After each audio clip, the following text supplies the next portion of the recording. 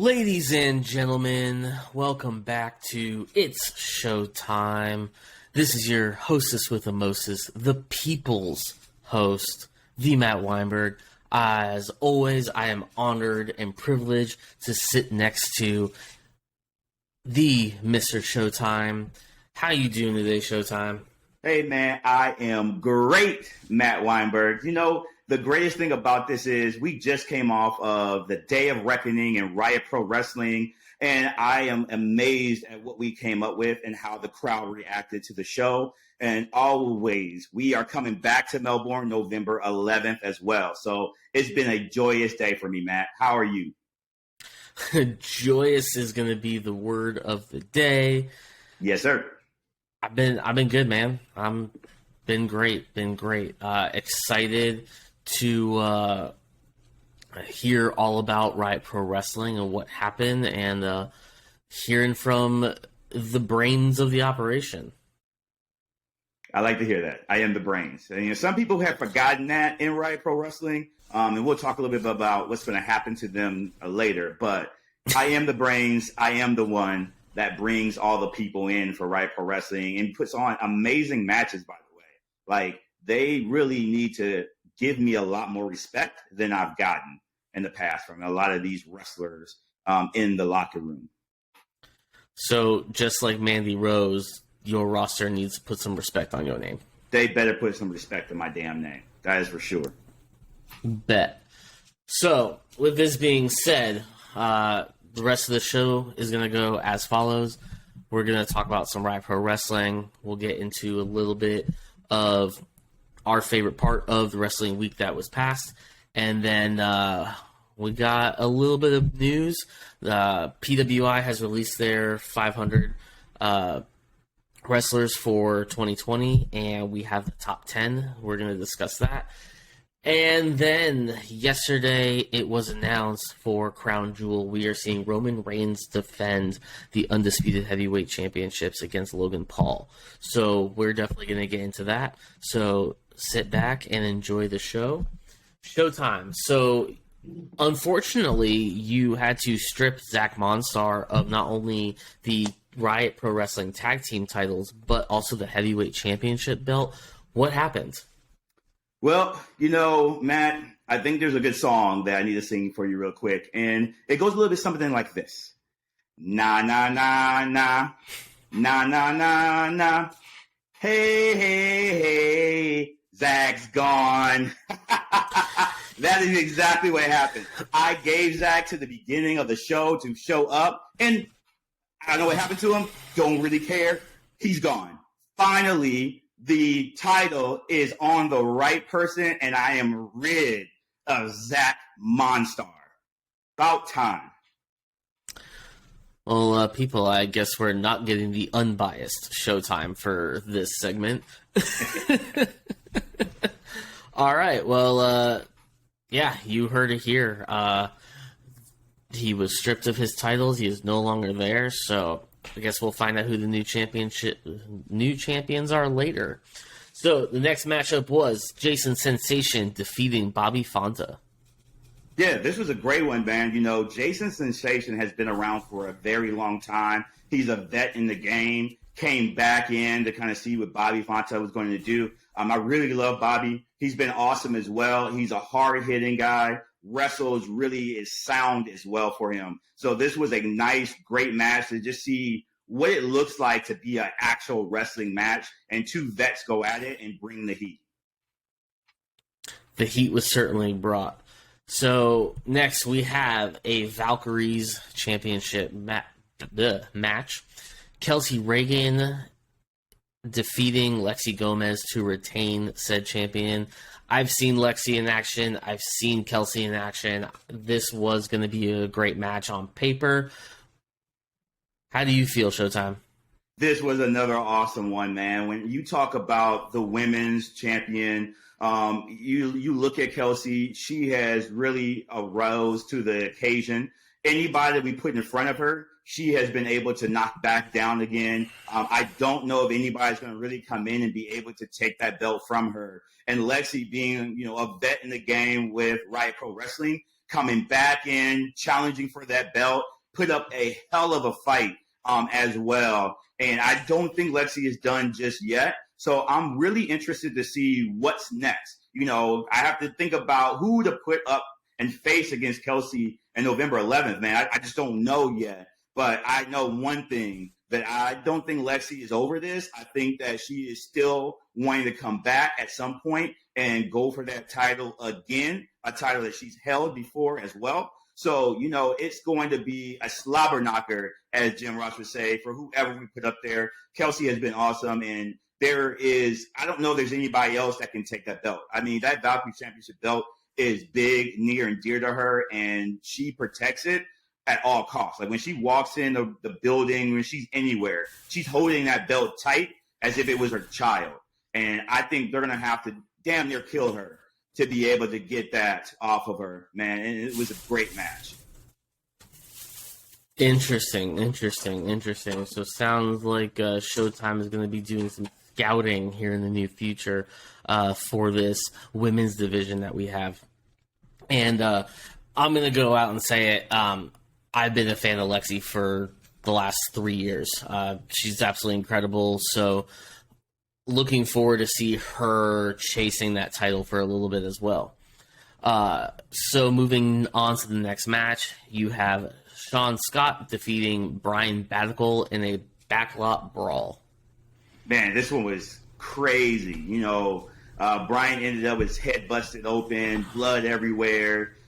I always tell people all the time, Sean Scott is not a man to play with. When you step in the ring with Sean, you better be ready, you better be prepared, and you better be on it, because he is going to hit you as hard as he can. He's going to do everything he can for you. This is right up his alley, because he was able to use anything, the kendo sticks, the door. And he put people through a door. Man, he was using trash cans on people. It was nuts, man. It was nuts. Brian, I give it to him. You know, I was definitely telling him at the beginning, I don't know why he would want to do this. I don't know what made him think that he should go out against Sean Scott in this type of match. But he did. He held his own. He wasn't able to win. And, you know, a few stitches, you know, at the end. But you know what? He's still alive. So thank God. Maybe this time he will actually learn how to dress a little bit better. That might help him. I'm not really sure if it does, but it might help him a little bit. But Sean Scott, once again, anybody that we put in his way, he destroys them. Man, the man has been on a tear lately in Riot Pro Wrestling. Looking forward to seeing more coming from him in the near future then. So, moving on, you have House of Spades defeating Critical Mayhem to become your new Riot Pro Wrestling Tag Team Champions. I've seen Critical Mayhem in action, so I know the House of Spades has to be a pretty tough team. So, what do you think about this outcome? How are you moving forward? I'm excited, man. Once again, I got rid of this whole stupid Zach thing and all his group and all that stuff. You know, I was able to finally get a real match of tag teams out there.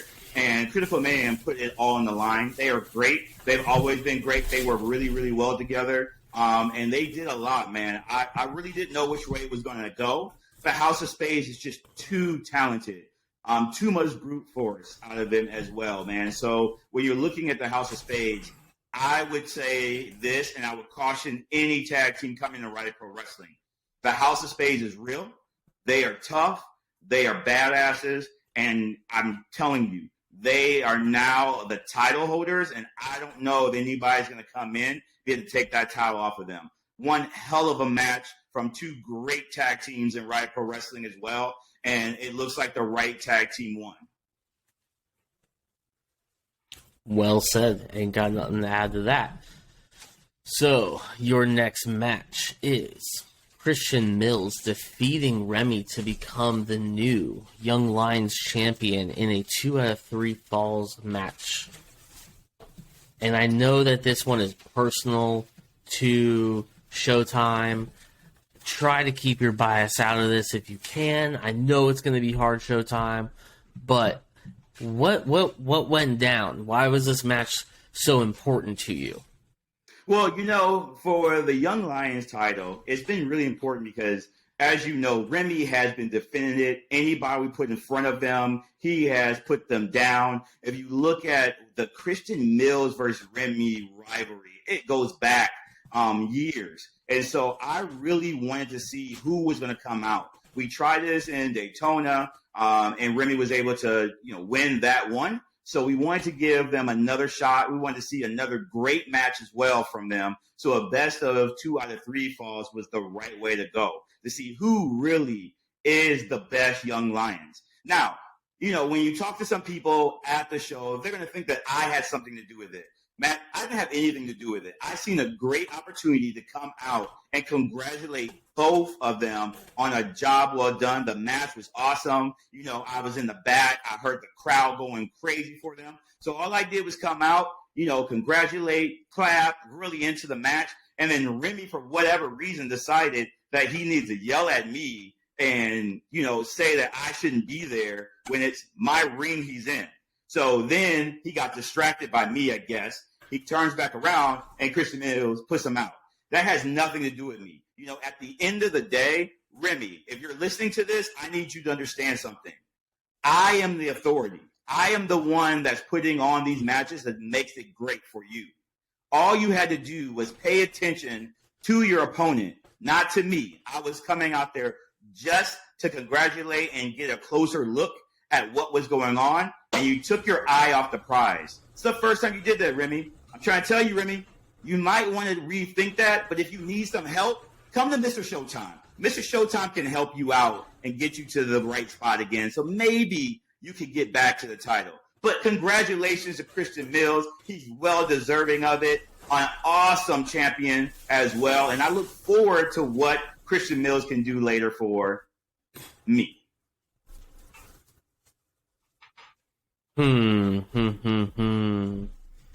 Sounds like there's some trouble brewing there.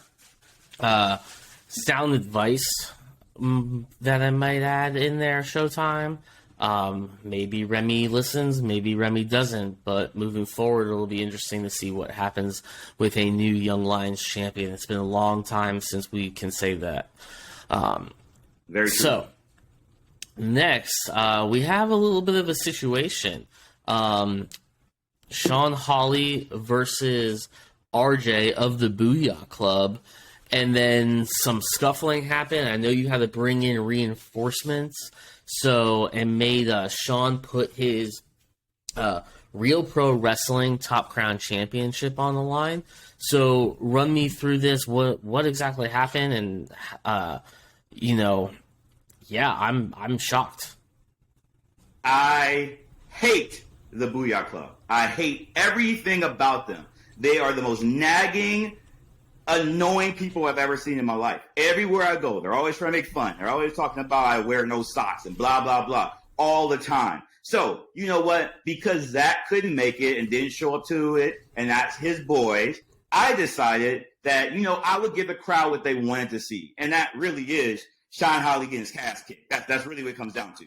So, I made the match of Sean versus RJ, 2 Booyah Club members going against each other, because at the end of the day, that is what's best for Riot. All right? So I did what I thought was the best thing and best option at that time, and they made a mockery of it. They sit there and they arm wrestled, they hugged it out and did all this stuff. And you know what? I'm not okay with that. You're not going to sit here and make Mr. Showtime look like a joke. So I brought in Chris Ramirez to kind of help out and give him a real opponent. Now, Sean, I hope you're listening to me for right now, because I want you to know something. You might have been able on Day of Reckoning to come out on top. I understand that you think now you have one up on Mr. Showtime. Same with you, RJ. But Sean, I want you to pay really close attention to this. One thing is for certain. November 11th is redemption. And at the end of the day, we all know that Mr. Showtime shines in redemption. So, Sean Hawley, just remember this. By the time everything's done, I'm going to make you kiss my ass. Stupid Booyah Club.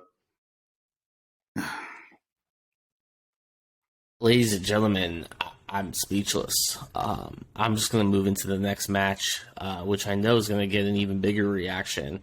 But you have Chico Adams defeating Funny Bone and JDX to become the new Riot Pro Wrestling Heavyweight Champion. And I know Showtime has a bone to pick with JDX. I do. And, I was a special guest referee for this as well. And I think I did one amazing job of making sure to keep all of this craziness that was going around all over the place, bring it back to the ring, make sure I counted the 1, 2, 3 for Chico as well. When we look at JDX, me and JDX have had a funny relationship. I was there for him. I helped him out. I'm the one that got him to where he is now, the popularity that he had. And then in Daytona, he decided to turn against me. So this was the best way to make sure that I never have to worry about him again. He's tried over and over and over again for the Riot Pro Wrestling Heavyweight Championship. And without me on his side, he will never get there again. So JDX, I hope, again, you're listening as well. So maybe you learn from this and understand that Mr. Showtime is the only reason that you'll ever make it anywhere in Riot Pro Wrestling. Now, as far as Funny Bone, the guy scares the hell out of me. I really don't know the face paint, all that stuff. He looked at me crazy. I ran out the ring. I don't have time for that. But one hell of a match from him as well. But the right person won, which is my guy, Chico. Chico has been a great champion for Riot Pro Wrestling. He's always there to defend it. He's always been a class act, unlike, Zach Monstar. But what you see from this was a hard-hitting, crazy match. It got into the crowd. Funny Bone was thrown through chairs. JDX was thrown over the bleachers. Man, I don't even understand how they even were able to walk after that. It was crazy to see from that. And even with JDX, even the crowd understood how terrible a person he is. He even got into it with a crowd member, too, and almost got his ass whooped. So when you look at this, I promise you guys, when I say the Riot Pro Wrestling is the best wrestling you're going to see in Florida, you never know what's going to happen. This match was all over the place. It had no holds barred on it. Man, it was nuts. The crowd was scared, terrified, because we didn't know what was going to happen next. We didn't know where they were going to throw chairs, tables. Who knows what was going to be next for them. But the best thing about it is, again, Chico having the belt, and now finally Riot Pro Wrestling has an actual heavyweight champion. Again, unlike Zach Monstar.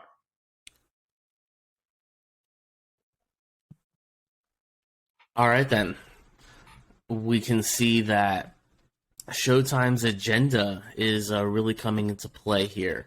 So that wraps up Riot Pro Wrestling, the previous one. Looking forward to November 11th, back in Wickham Park, Melbourne, Florida.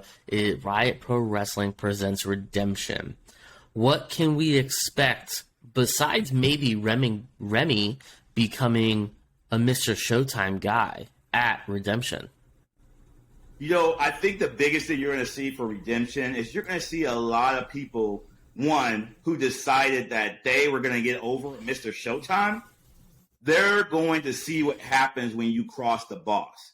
So that goes back to the Booyah Club, JDX, Remy as well, and anybody else in that locker room who thinks they can come over on Mr. Showtime. They're going to understand that Redemption is going to be mine. And as far as the rest, the crowd guys, you want to know, we'll let you know when tickets go on sale, but I promise you, you do not want to miss this. You're going to see a lot of people that just want to get their hands on a belt.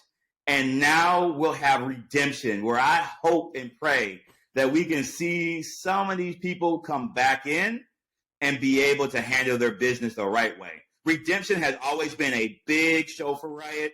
We do it every year, and this will be no different. When you come to a Riot Pro Wrestling show, you never know what you're going to get, but I guarantee you one thing. You will always be entertained. And at the end of the day, Matt, you know what time it is, right? It's showtime, baby. It's showtime.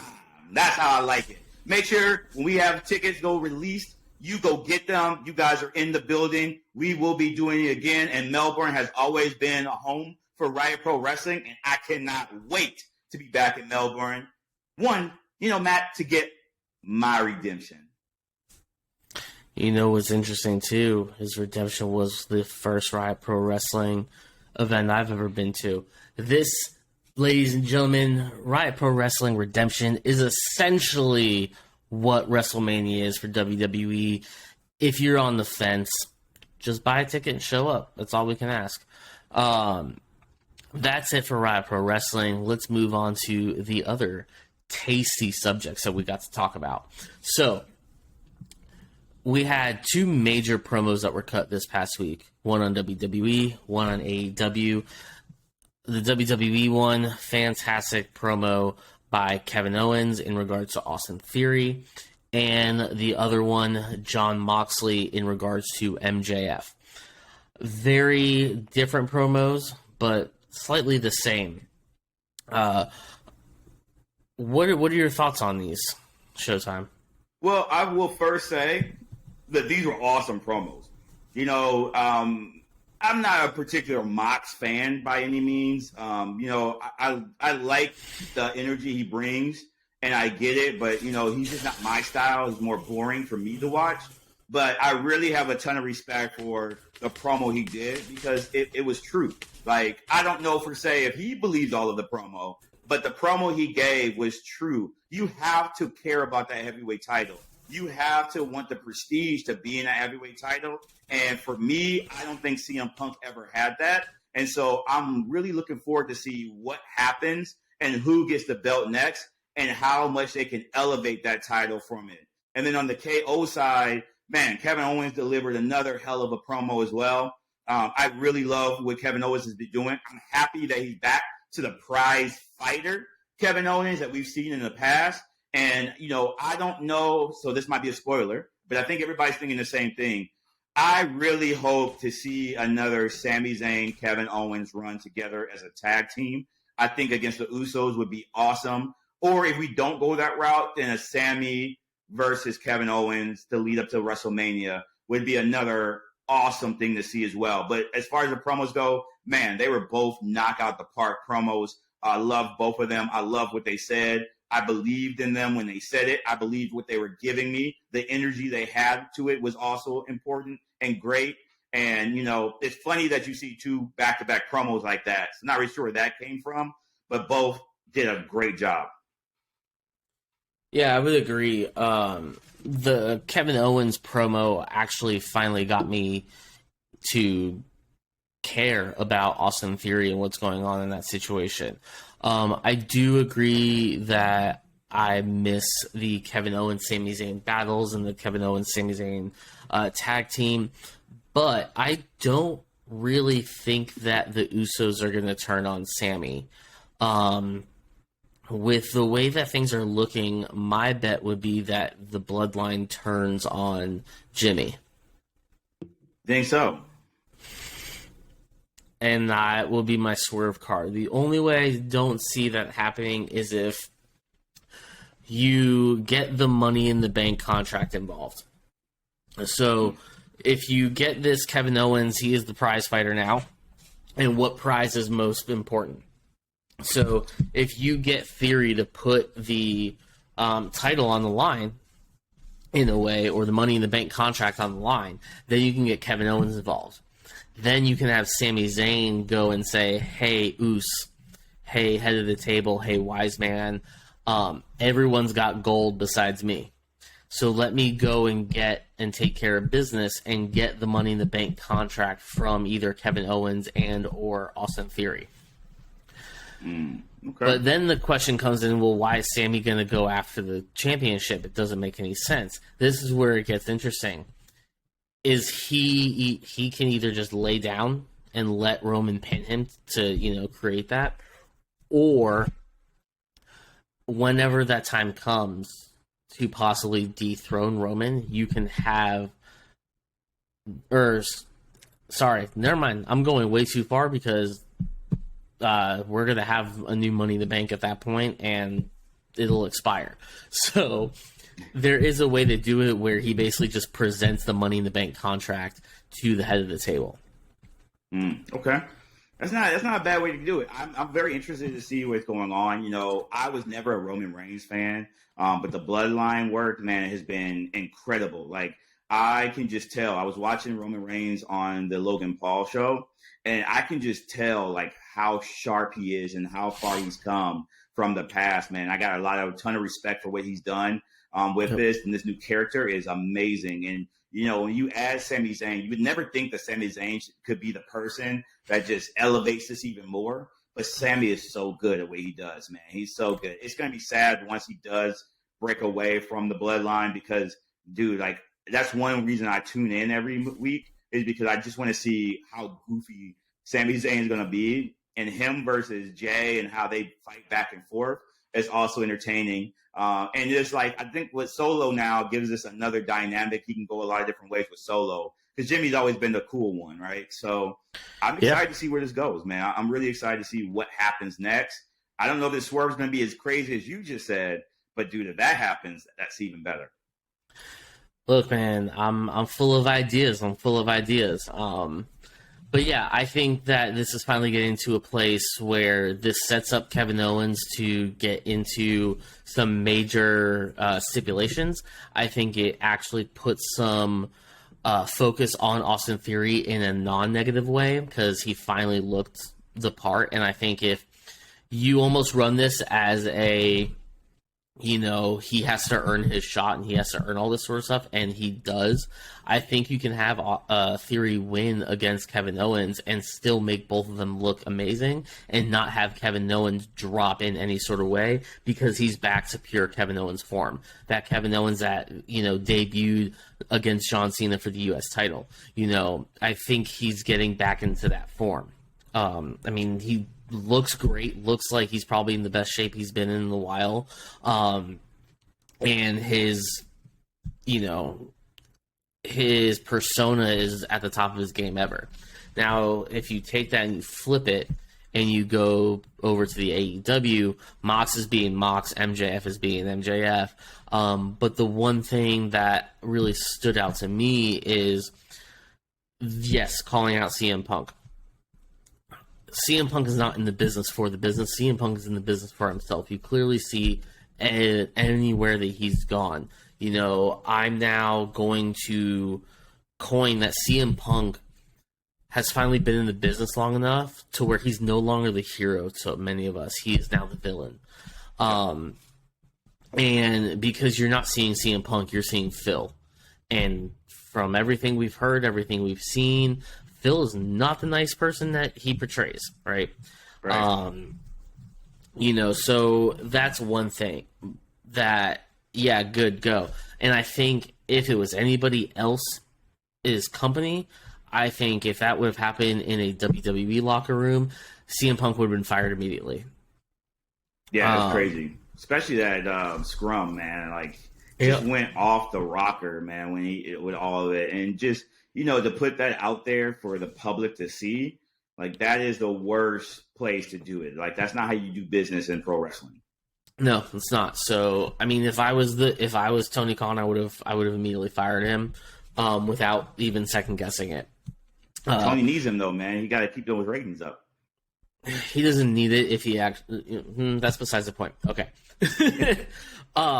The other side of the Moxley thing is, the whole entire time I just kept on thinking he's acting like as if Triple H doesn't call him when his contract is up and goes, "Hey, I want you and your wife to come back to WWE. This is what I'm thinking.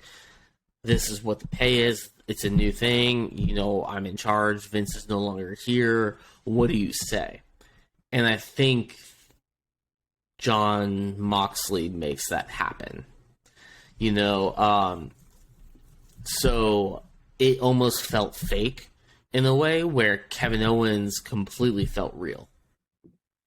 I can see that. I can definitely see that.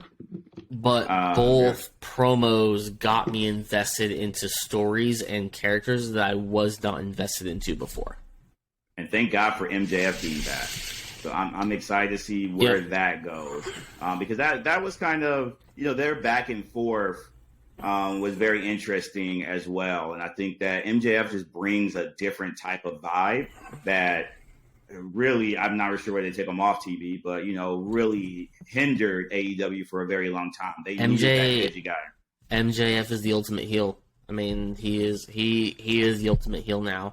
And I got nothing but respect for that role that he plays, and he knows it. He does it well, Yeah. But yeah, anything else to add about this? No, man. I think both promos were really good. To your point, I don't know where Mox goes from that. It's kind of weird to see him cut that type of promo, but it was a really good one. And then KO, the same thing. What you're seeing now, is, especially with the ratings as well, is wrestling is booming again. It's not back to where the 90s, early 2000s are just yet, but I really feel like it's getting to a good spot. You're starting to see a lot of people really put time and effort to be great and entertain the crowd. And I'm really excited to see from both companies what happens next with them. Yeah, and I'm going to end this on a little bit of nugget that I found interesting. So when CM Punk left the company, left ROH, do you know who took the title afterwards? Who? Bryan Danielson. Wow. Okay. When CM Punk left WWE, do you know who took the title next? I'm assuming, well, at that time, Daniel Bryan. At that time, Daniel Bryan. Who could possibly take the title that CM Punk has now vacated in AEW? Bryan Danielson. That could be interesting, especially if you do a Bryan Danielson versus, a Mox again, and you set that up. That's a good way to go. I mean, like, Tony, you better be listening to the Matt Weinberg. You better be listening to him. He has some good stuff. You need to hire him, by the way, help you guys out. The brain in here, it's just, I feel like Megamind sometimes. But that's what the people expect, because I'm the hostess with the mostest. Facts. Big facts. Don't forget that. Don't ever forget that. So, let's move forward. We got some cool, interesting news. PWI Pro Wrestling Insider has released the top 10 of their 500 top wrestlers in the industry for 2022. I'm going to go 10-1. Let's discuss as they come up. And I'm super happy with this list. We'll get into it. So number 10, starting off, Jonathan Gresham. Showtime? What's your reaction, initial? I like Jonathan. I didn't know a lot about him, to be honest, up front. But, watching him now, the Ring of Honor, how he carried the title, going back and starting to study him a little bit more. Dude's a hell of a wrestler, man. Like, just everything about him breathes wrestling, pro wrestling. He's a beast, man. And so I'm really happy to see him on this list. I don't know. This list isn't bad, but, I feel like there's some people that they left out. So Jonathan's a tough one for me, but definitely, I can't complain, man. He's put on a hell of a year for sure. Yeah. Yeah. So number 9, the boy. If you don't know my love for this wrestler, then let me explain it to you. This person is my spirit animal. I miss him being on TV, hoping and praying his recovery is going well and speedy. Number 9, Big E. I got nothing better to say. I think he should be top 5, but I know he's been out with a neck injury, so hoping, Big E, we see you soon in some capacity. What are your thoughts on this move? Hey, man, can never go wrong with it, man. Shout out to, a University of Iowa alum. Shout out to Hawkeyes as well. I love Big E. He's always been awesome. He's been good at what he does. He's such a character. And he's just a genuine person at that. Yeah. So when you see him, you want to believe in him. You know he's giving you his all. It sucks what happened to him. I really hope and pray for a speedy recovery from him as well. But yeah, you cannot go wrong with putting Big E up here at all. The man has done it all, and he entertains you every night. Doesn't matter if it's a Tuesday, Wednesday, Thursday, a Monday, a Friday, Saturday, Sunday. He is always hype, and I respect that man a lot. Perfect. Number 8, Vikingo. I honestly have no idea who this is. I have never seen him wrestle in my life, to be honest with you either. All right. So, number 7, bringing it up. Again, Bryan Danielson. I think it's a great spot for him. What do you think? I think so too. I mean, Bryan Danielson has just been solid, man, his whole career. You know, once again, another great person, a guy who loves pro wrestling. He'll do whatever you ask him to do as well. Good locker room guy from him as well, from what I hear.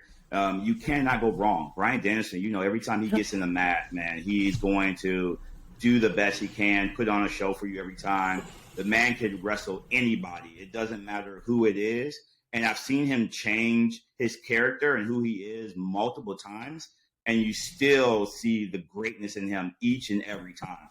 One of the best wrestlers in the world, by far. Yeah, no, I fully agree. The next one is another situation like Big E, missing this superstar a lot. Cody Rhodes in at number 6. I think it's a great spot for him as well. Number 5, though, is actually surprising to me, and that's why I'm not giving you a second to talk about Cody, because I know you're going to talk that he's the best.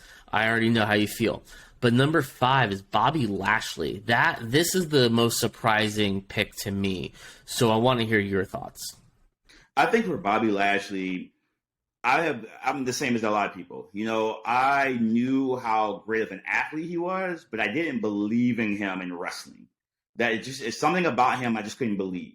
But I think this year he has spent a lot of time really trying to be the pro wrestler that everybody wants to see, a must-see person. And I think he's done that. Now, I'm really sad because I really love the Hurt Business, and I think half of this is the reason why probably he's on this top 10 list.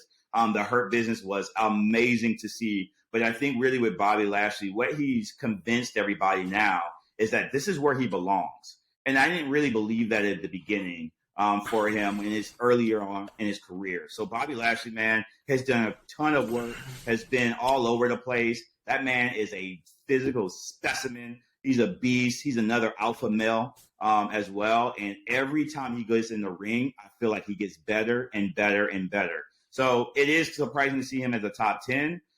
But I'm not surprised at the fact that the work he's put in this year is why he got to where he's at.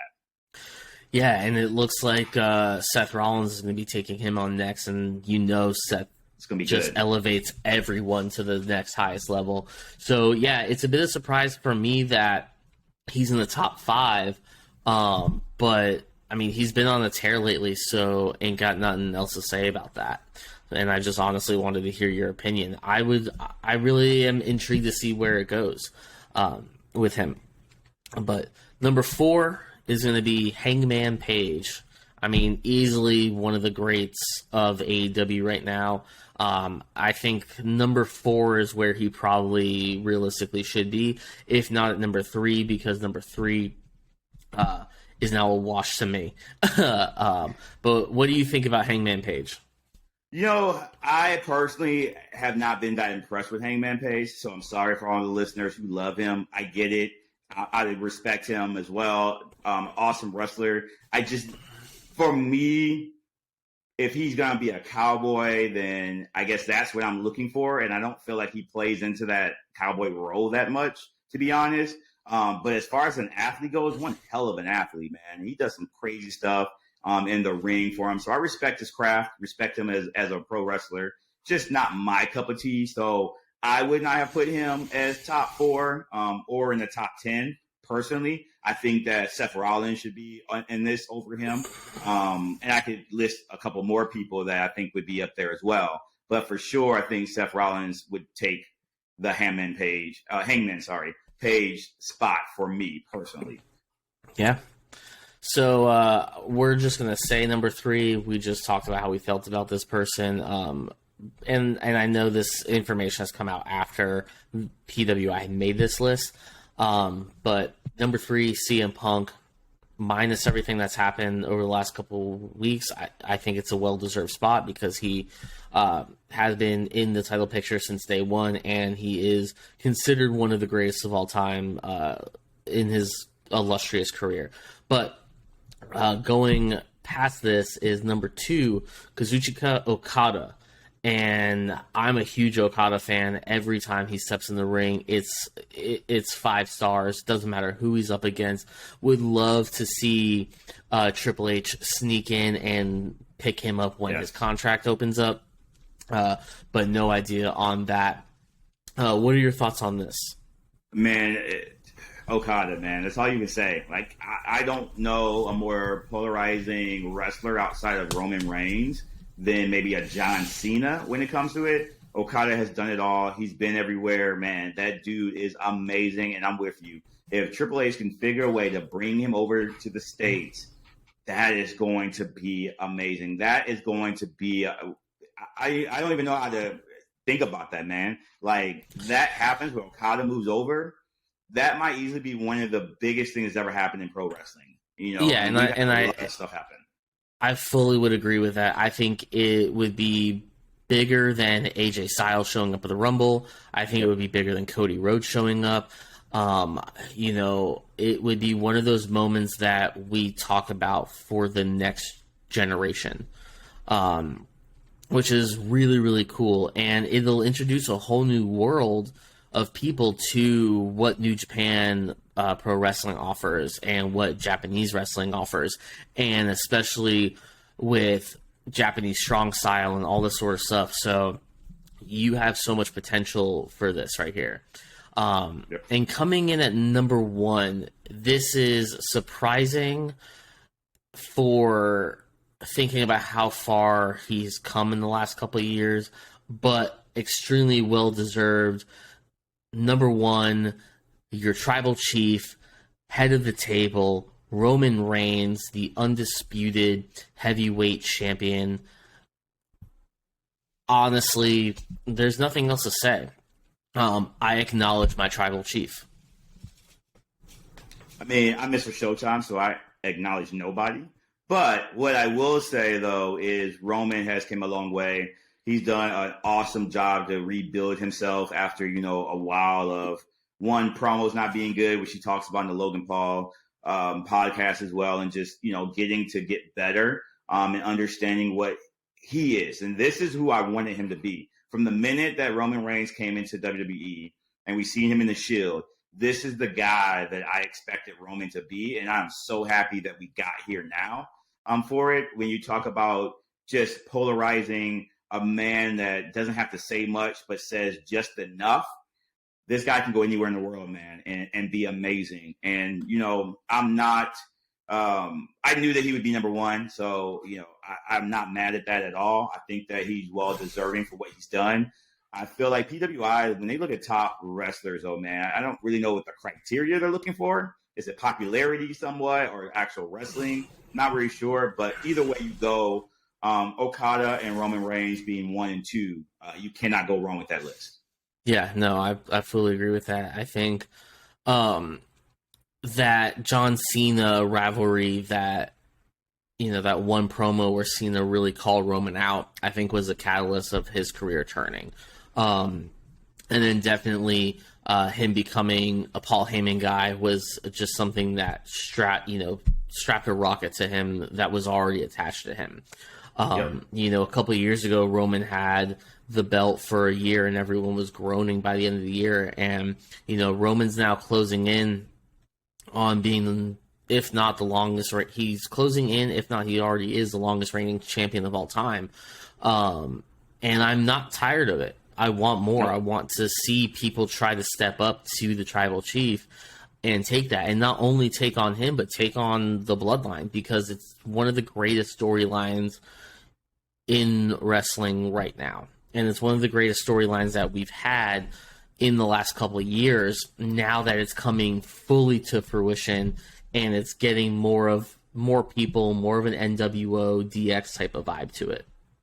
Yeah, no, I'm with you on that, man. I'm excited to see where the Bloodline goes. I'm excited to see if they do anything for Survivor Series as well with the Bloodline. But yeah, they do. Roman Reigns is on top of the world right now, man. He's definitely been killing it. I don't know how long he stays in wrestling or, when he goes off to Hollywood, something of that nature.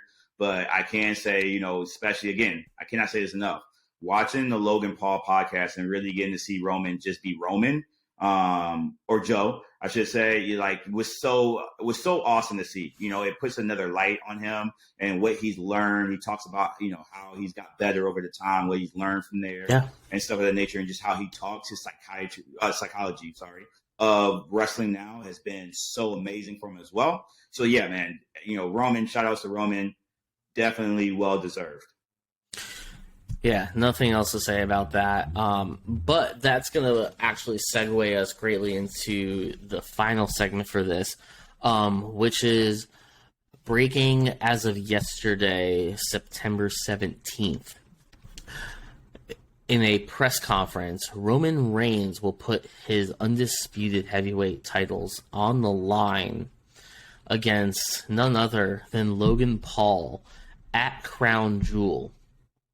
And it's funny because I watched the Logan Paul podcast with Roman Reigns yesterday, and at the end of it, Logan just goes, "I want a match with Roman." And then literally like an hour later, it goes, Logan Paul match with Roman Reigns, and I was dying of laughing on the inside. But I think this has utterly amazing potential. I think it's a smart move on WWE because Roman can lose Roman can't lose to Logan. Logan can lose to Roman. But it's going to elevate them no matter what. It is Logan Paul's third match, and he's going for the most prestigious title in the world, and he is going against the number one ranked wrestler in the industry right now. Roman Reigns, for lack of better terms, does have God mode engaged. And I think this match can be utterly amazing now, knowing all the tools at Roman's possession as well as all the tools at Logan's possession. I mean, it's amazing to see how him and his brother have completely changed the fight game. I mean, he boxed Floyd Mayweather. He's now fighting Roman Reigns, and his brother, literally within the week of him fighting Roman Reigns, is fighting Anderson Silva, who's probably the greatest MMA fighter of all time. Yeah, it's a lot, and I think that this really bones up. This goes really good with Logan Paul and his character and who he is. And I think that's, really what I respect about Logan Paul. One, he talks a lot, but he backs everything up. He went and bought a ring. He's, training right now. He trained for Floyd and everything else he's done. He's put in 1,000% into everything he's done, and he's respectable at it too. Regardless of how much you like him or don't like him, the man comes, he talks what he has to say, and then he goes out and shows you that he can back it up. Not always going to win. Anybody can lose at any given Sunday in football, basketball, anytime. We win the game shots, right? Boxing, you can land a perfect hit. There's a lot of things that can always happen that anybody can win in any sport. And I think with Logan Paul, what he shows is that he's committed to being that person that's going to go out for the different sports and just show how athletic he is, but also how determined he is in what he's doing. After seeing what, they did for SummerSlam, dude, I'm excited to see how they put this match together with Logan Paul and Roman Reigns. I just feel like it's going to be a swerve. It's going to be very entertaining for them. I don't see Logan Paul winning by any means, but I think, though, that after what they did with Brock to kind of bring that pretty much cool down, rivalry back and make it so must-see TV and really make me invested in that match, I can only imagine what Logan Paul can bring to that because he's a very entertaining person. Yeah. But also, he's just a great athlete as well. So I'm hoping he brings some friends because if not, Logan, you ain't gonna last too long, man, against the Bloodline, man. Sorry for you, bro. Better find somebody. I think he'll definitely bring some friends to help out. And WWE, if you're listening, I would like to pitch the idea of Logan Paul coming out in a Prime drink truck and just spraying down the whole entire Bloodline in like some cherry berry flavor. I think that would be utterly amazing, and I would definitely mark out for it, and I think other people would mark out for it too. But yeah, actually looking forward to this match a lot more than I thought I was going to. So that is all of our agenda today, folks. I'm a happy host. I'm here for the people. It's been a great episode. Showtime, the floor is yours, my guy. Hey, man. Matt Weinberg, I appreciate you as always. As I go through this whole podcast with you, man, I'm excited to have these times with you to hear from another great brain, actually, on what you can bring to the table and what you have. That's right. That's right, my man. So, as always, we'll leave you with this. November 11th, Riot Pro Wrestling presents Redemption in Melbourne, Florida. Doors open at 7. Tickets will be available here very soon as well. Make sure you get them. And as always, you know who you're going to see. Mr. Showtime is always going to be there. And you guys, I need you to come because redemption is my time. And Booyah Club, Booyah, it's time you figure out what happens when you cross the Mr. Showtime. That's all I got, right? Hey, all back to you, sir. It is going to be an epic day, November 11th for Riot Pro Wrestling Redemption. I can make a ton of jokes right now, but I'm not going to. But I do want to take a very serious moment and thank you all for the last couple weeks. This has been a great experience so far. And because of that, and because of you all, and because of the people of It's Showtime, we are now ranked top 150 sports podcasts on Apple Music. I couldn't be prouder, so thank you very much. That's quite an accomplishment for only having 4 episodes out. But yeah, thank you for that. If you haven't already, please like this video and this podcast. Please share it with all your friends. Hit the subscribe button. Follow us on Twitter, on Instagram, on Facebook, on TikTok. All of that information is going to be in the bio down below, as well as our personal social media accounts as well, if you want to hit us up. Again, thank you so much, and we'll see you next time. And always remember, it's showtime, baby. It's showtime.